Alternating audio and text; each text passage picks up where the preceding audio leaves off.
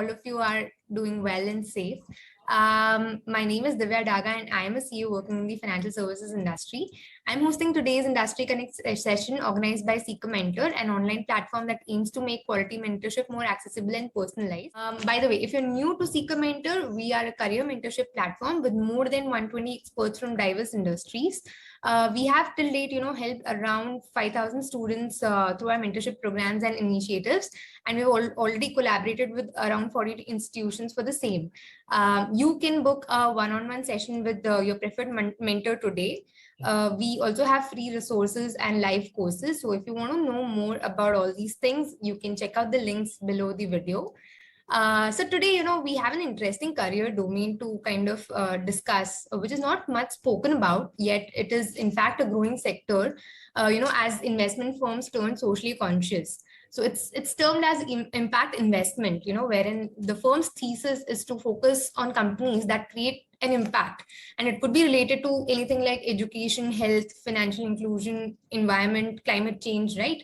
And with the rise of the philanthropy sector, this is a great opportunity for finance professionals who want to make a career and also make the world a better place. So to give us more insights about this, we have Rishikesh Bagri with us today. He's an IIM Ahmedabad alumni and a CA by profession, who's currently working at Leapfrog Investments, which is an impact investment firm based out of Singapore. So first of all, welcome Rishikesh, and I thank you so much for taking out your time to join us for this session. Hey, hi. Thanks for having me over. It took some time to schedule, but yeah. thanks. Yeah, but I'm happy it's happening. It's a very interesting topic to speak about. So before we begin with the questions, I'll request you to kind of give us a brief idea about your journey so far and your current stint at Leapfrog. Yeah, no, very standard kind of profile, to be honest. So I am a Calcutta guy, born in a Marwari family. Then I did my BCom at St. Xavier's in Calcutta. Alongside, I was pursuing CA and CS. Post graduation, I worked for a brief while with my family business. Then a very brief stint with Deloitte, and then I got into IIM Ahmedabad. Post Ahmedabad, I worked in investment banking for a year at Credit Suisse, and after that, it's been probably 20 months odd for me at Leapfrog now. So quite a straightforward journey. Yeah. Perfect. Cool. So then let's just dive into the questions. So the very basic question, right? What exactly is impact investment, impact investing as such, and how is it different from, the normal investment landscape that we, hear about the PVCs? Yeah. No. So just to put things into perspective, it is not strictly speaking a different domain by itself, right? So it is sort of a subset of investing in itself. And I'm not entirely sure, but I'm guessing there will also be something called the impact VC, and there is an impact PE. So basically, it's a domain within the investment universe where you have. It depends on which stage you're investing in that you get qualified into a PE VC bucket. It is a subset in the sense that it is a little restrictive. So we would probably, any impact fund you pick would have we kind of run with a dual mandate of profit with purpose, right? So one is the standard investment mandate that you need to make money out of your investments. A second bit is basically the impact angle that you also invest in businesses which have good outcomes socially. And then, you try to basically accentuate and grow the social aspect as well as the business aspect together. I did notice that you mentioned the word philanthropy at some point. We do not necessarily, in fact, we do not at all operate as a charitable institute in any shape or form, right? We are a for-profit company, but we are also a purpose-driven company. So, Leapfrog's personal own tagline is like a profit with purpose, and that would actually be common for almost all such impact funds, right? Now, what sets it apart is, like I said, our mandate seems to be a little more bent towards doing things for the something which is a little more impact driven. Now, impact is something which each fund or a firm or even a person will define by itself, right? At Leapfrog, we kind of identify ourselves as harbingers of social inclusion. So we work with businesses which focus on the underserved customers, on the customers which were hitherto unservable as well, right? I mean, so for example, with fintechs, you have a very low cost of acquisition of customers, let's say, and you could possibly execute a loan at a very fraction of the price which a traditional banking could do. This enables you to do a small token size loan for a short tenor, which a bank won't be able to do. Say, right? So that fits into our mandate. And so on and so forth for different things. But so for us, for example, it is associated with the underserved segments. I can imagine for some people it would be a little more green, or so green investing, that you're trying to bring in a little more renewables, you're trying to do away with fossil and make life more sustainable, and so on and so forth. Yeah, that's how I look at it. Got it.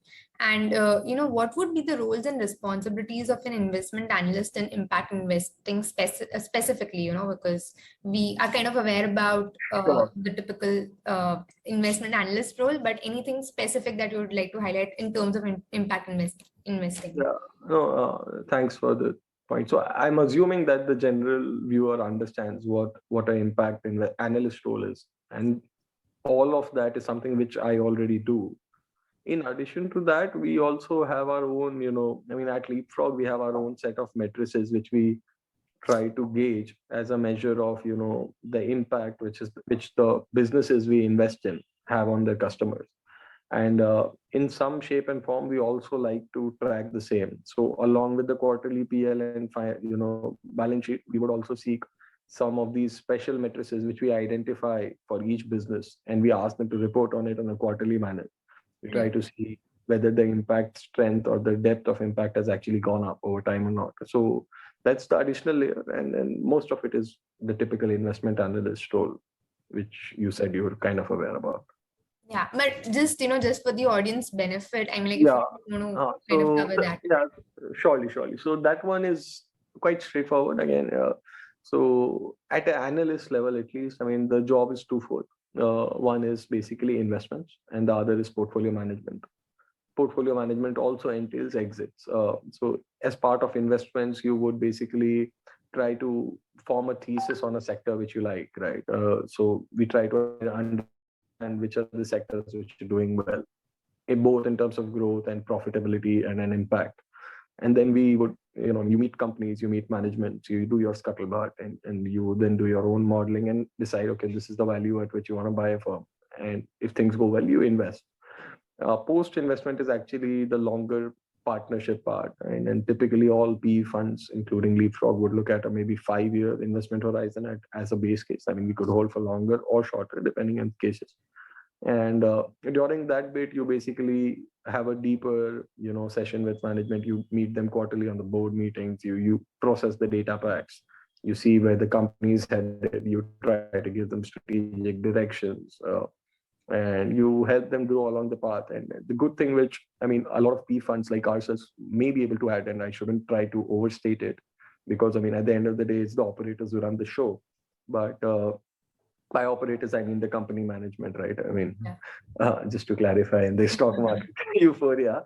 But so, I mean, basically, we do also sit in the boards of multiple companies, right? So we have a vantage point kind of a view on a lot of activities in the interest. So to that extent, we try to, harmonize, suggest some best practices, and then those kind of matters. And, some of it can be a little portfolio involving, and you try to maybe hire, recruit a CEO, CXO, or you try to work with them on specific dashboards or specific projects. A lot of it is just processing what they're giving out and trying to see how you can help them. And the end stage is the exit. When you try to maybe sell it to a third-party investor, or go by a listing route in the IPO, like many companies are. And yeah, that is in addition to the impact work, which I just mentioned earlier. Got it. Understood. And, just to understand the kind of, companies that impact investment firms actually invest in. I mean, like, because if you could, give us a few examples, or, basically characteristics of these companies, they're specific to, impact investment firms, like, who are focusing specifically on these sectors or domains. So I mean, like I said, it's a pretty broad horizon. So for example, at Leapfrog, we are a little bit of a sector specialist, right? So we only invest in two sectors, uh, which is basically financial services, and I mean, which has been our bread and butter for the last 10 years. And then recently in our fund three, we added healthcare. I mean, maybe we can add more sectors as we grow further, right? Got it. So that's for Leapfrog. But in general, I think, the buzzword which you see around is ESG, right? So Yeah. environmental, social, and governance. Governance is a little more broad based. I think Leapfrog's investment is a lot more skewed towards social, right? Because we go for that inclusion mandate. But a lot of it is also environmental in the sense there would be a lot of green VCs who would be investing in a lot of these renewable companies and climate change companies. Then I also know quite a few Indian impact funds who actually have diversified investments in even a FMCG kind of a setup, right? Because it could be, I think we discussed healthcare, there is education. So, I mean, just think about a lot of these businesses which actually generate a lot of positive social outcome. And, then again, it is to each his own and how you identify with impact, but it could be very broad based. Uh, it would be easier maybe to try and cull things out and say what we may not be able to do. Uh, I'm pretty sure none of them would be deep into tobacco or liquor businesses, right? For example, I mean, which is the same goods negative list, which anyway goes around. I can also imagine a lot of them would not be focused on a business which focuses on a affluent segment, so to say, right? Because I mean, it is not really driving impact. These are well-to-do customers, well serving their own bits, and there is a depth in market. But it's a little fund or a company specific. But I mean, I gave you some ideas about how I think people Right. think about it. Yeah. Yeah, in fact, this reminds me that even I noticed something very special on LinkedIn. So one of these impact investment funds in India, so they have a specific department for privacy tech investments. Yeah, yeah. Yeah, because of the internet growing so fast, right? The risks that privacy has basically. So for tackling those, the startups were tackling those issues, so these firms are investing in those companies. So that is also Yeah. interesting to see. But yeah, So like, that's also sorry. significant impact. I mean, to be honest. Yeah, yeah. Yeah. Right. Okay. So, just to break something, like, just to add on, fact versus myth, right? Impact investment firms make low IRR investments as they cater to the social sector. Is it a fact or is it a No, myth? no. I mean, that isn't so. And I think probably I'll again reiterate on the philanthropy point we had earlier, right? So a lot of people conflate it कि आप impact investment कर रहे हो तो आपको return नहीं चाहिए. नहीं, हमें return चाहिए यार. I mean, we are commercial investors. Correct. I mean, we have our own end use, and I mean, at some level, I suppose, I mean, a lot of us do impact investments as individuals, right? I mean, for example, I personally don't invest in liquor stocks, right? That's my choice. But so that's all the difference that there is. Having said that, I mean, there would be people who would be able to make investments at lower IRRs given their own fund structures and all. And a lot of it are basically the DFIs, which are the development financial institutions, right? For example, US IDFCs, there could be a Nubin or a TI, and a lot of them are actually largely debt focused to begin with. And debt investments naturally would have lower coupon rates, but they have a short rate. So I honestly don't know of any impact equity firms which necessarily target a lower IRR, right? Some of them could be sovereign backed, and being sovereign backed, actually, their own threshold of returns is lower, right? Right. I mean, if you're a balance sheet player, you already have your own funds, and I mean, let's say pension funds, right? A pension fund may have a small impact investing arm, and their threshold returns may be much lower than what it would be for a regular PE firm like Leapfrog. But having said that, even they would not be targeting a very low ballish kind of IRR, in my view.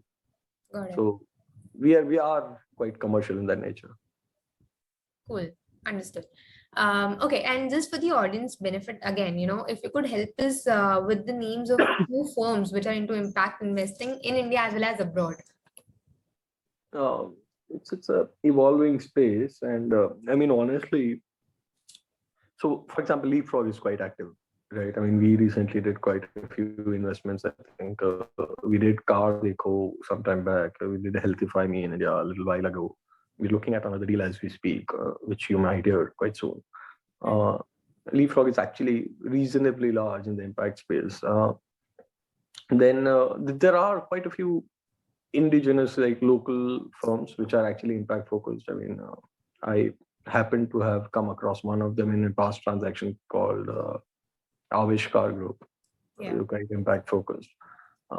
I also, I mean, not really sure actually why. I mean, if a few of the names which are coming in my head are deeply impact only, but they do quite a lot of impact. I won't name them because of confusion. But this is an increasing trend, right? A lot of large PE funds and buyout funds are also now setting up their own impact arm, right? Which is a sub fund within the fund structure focusing on impact all alone. I mean, Blackstone has one, I think. Then quite a few are actually. TPG, I think, started something as well. So there is enormous space and buzz happening around. I think in the midst of all of this, what is truly important is for people to maintain their North Star, because so along with impact investment, you'd come across something like ESG rating these days, right? So for example, ITC has a high ESG rating and so on and so forth, right?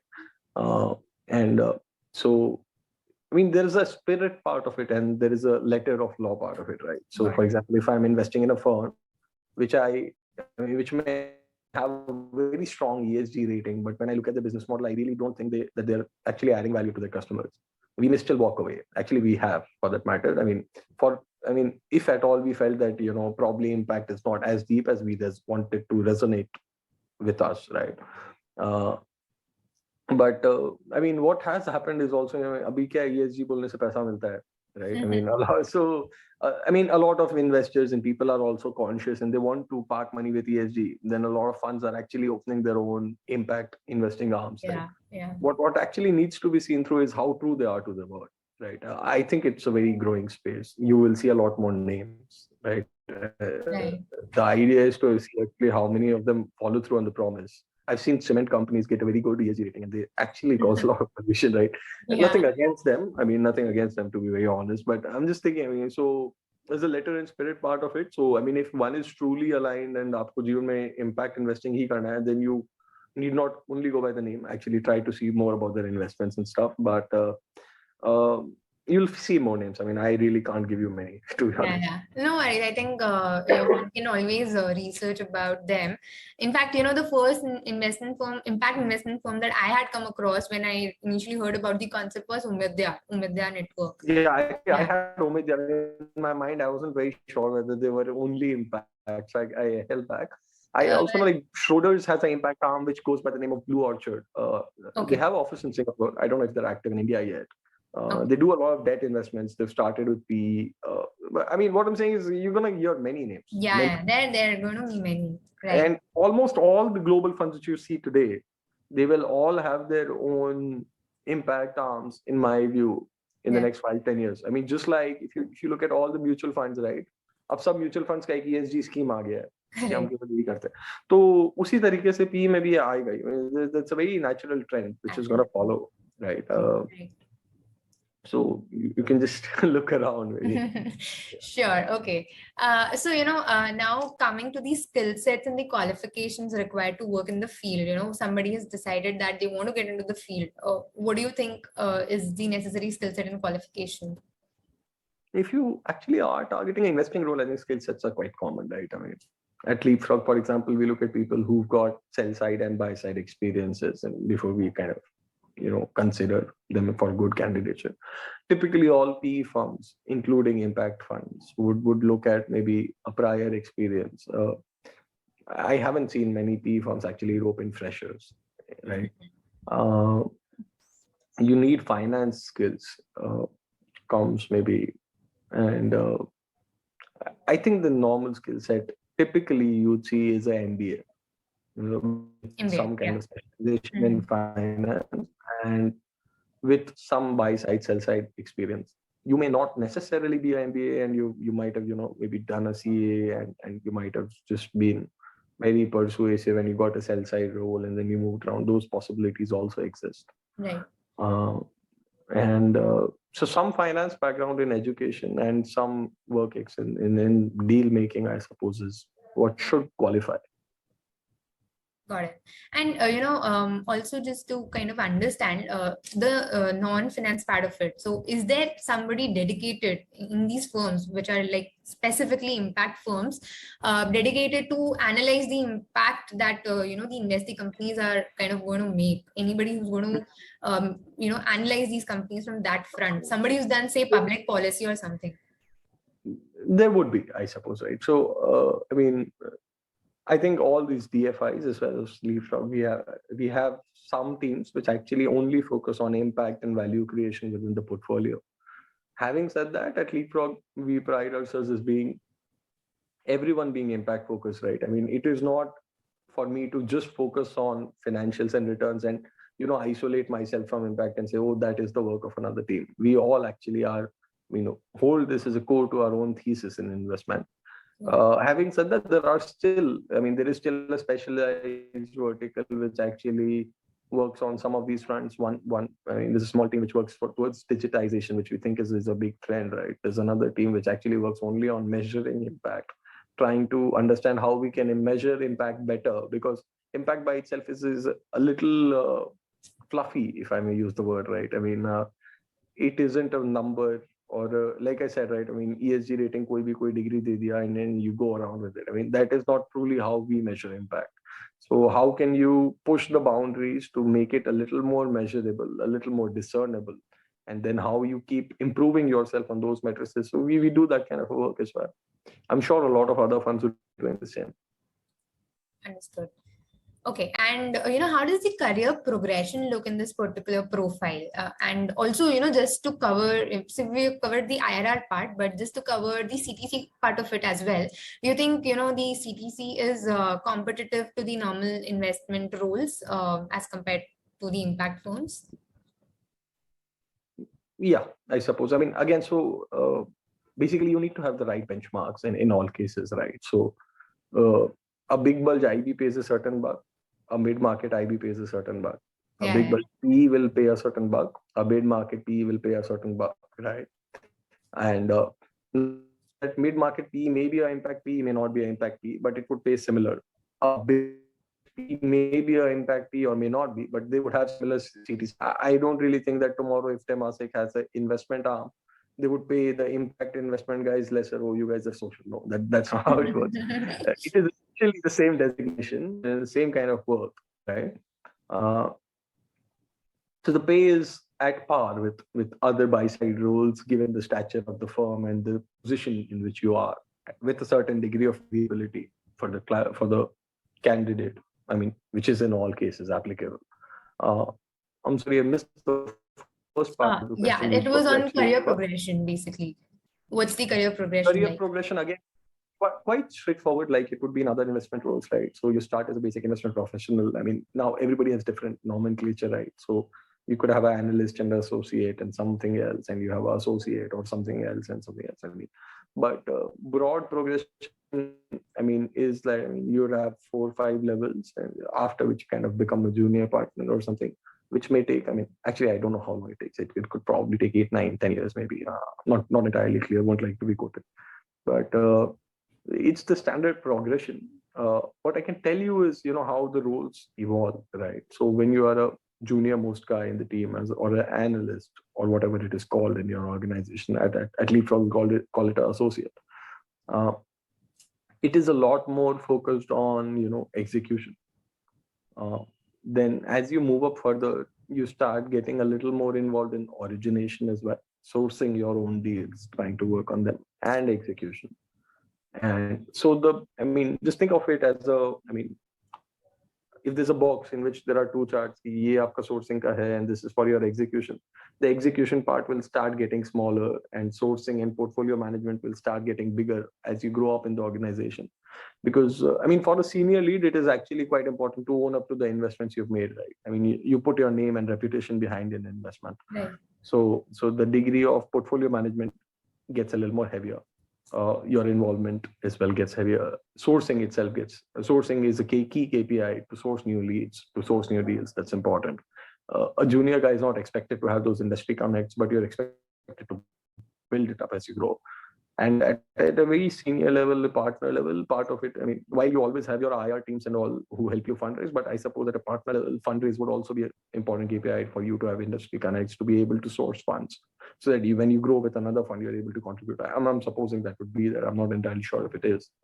But those are the four kind of activities, and a different mix of each applies as you grow based on seniority. Okay, got it. Okay, and the final question: do you have any tips and tricks for for the interview and resume building for the people who are aspiring to be in this profile? It's just a standard drill. I don't think it's something special or specific which you need to do. I do think that it is important to be true to the purpose, right? I mean, if you really want to do it, you must truly feel you want to do it. I mean, at some level, right? Otherwise, it's not a good deal for either the recruiter or the hiree. But I mean, standard questions like, tell me more about yourself. You plan how, and then that's a very good way to segue yourself and tell your own stories, say how it leads you to where you're gonna go. Questions like why PE or why impact, very specific. Try to get a true answer on why it works for you, right? And I mean, it is actually a very standard drill, strengths, weaknesses, and stuff. But just be thorough about yourself, and have some depth and intensity. I mean, so if you say you like something, you better like it. I mean, people see through. You're not being honest in an interview. That's what my experience tells me. I haven't interviewed many people, so I shouldn't claim it. Now, actually, you'd focus. I mean, if you see, I actually, now that I think about it, I only ask about the HR parts, right? मतलब मैंने आपको बोला नहीं कि आपको modeling आना चाहिए. That is actually table stakes, right? So you need to understand basic corporate finance. I think if you can't, it's not a job for you. You need to be able to do basic modeling at least, if not advanced. So those are table stakes. But interview में कोई आपसे ये नहीं बोलेगा इसका model बना के दो. I mean, होता है modeling होता है, but people clear because I expect people to have those caliber. What you really want to do well in to get through is to work through that HR part, to really feel, I mean, to really have good answers on why you want to do something, and that should be sufficient in my view. Got it. People might take it that you need to do some social work and put in your CV. नहीं वो सब नहीं है. So yeah, just to break that myth, basically. It's an interesting question. I mean, I actually, मतलब देखो, I mean, push comes to shove, I have two very very good candidates. अच्छा इसने किया, इसको शायद ज़्यादा पसंद होगा. But I mean, I honestly don't think that works really. I mean, what works is, I mean, you actually, I mean, core part of my job still remains investments, right? Right.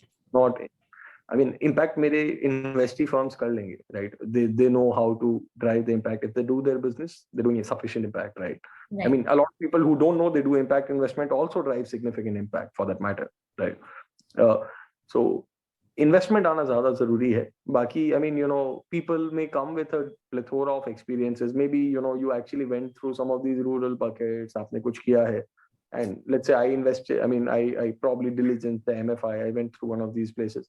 So if someone has done those bits, maybe their experience is more relevant, right? So it would be a differentiator at some level, but I mean, it's not seriously a hygiene factor. And only that certainly would not sail you through either. I mean, the core needs to be there, right? The add-ons can come as and when they do.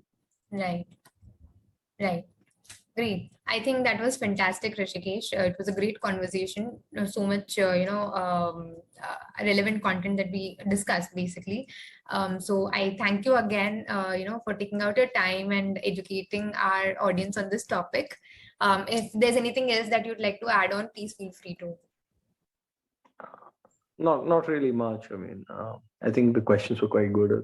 Thanks for having me over. It was a very nice conversation. I hope it proves helpful to some people at least. No, it'll surely be very helpful because it's a topic which is not much discussed. If you like, I've done my bit of research. It's not that in the Indian space many people have spoken about this particular profile, and this is something that's gained popularity in the recent times, like last couple of years. Possibly, sure. Yeah. I mean, having said that, it's still a subset in my view. Honestly, it's not an independent career path on its own, at least as of now. Right. वो तब होगा जब आप बोल रहे हो ना वैसी चीजें आ जाएंगी कि लोगों को इम्पैक्ट भी करना पड़ेगा, इन्वेस्टमेंट भी आएगा, तभी नौकरी मिलेगी। अभी तक वो फेज नहीं आया है। I mean we've not reached that part yet. At least it's more a subset of investing in general. I mean, yeah. Got it. ठीक है. I think it was a fantastic conversation again. So I'll just get back to the audience. So if you have any suggestions on the content or the topics that you'd like to cover, you'd like us to cover, please do drop in your suggestions in the comment section. Seeker Mentor has planned a lot many interesting topics for the upcoming week, so stay tuned. And please do not forget to subscribe to this channel and follow us on LinkedIn and Instagram to ensure that you do not miss out on any of the updates of the upcoming sessions. All the links are below the video. And also you can check out Rishikesh ka profile on LinkedIn. The link is again, below the video. So do check out his profile. So thank you from all of us at Seeker Mentor. Have a great day.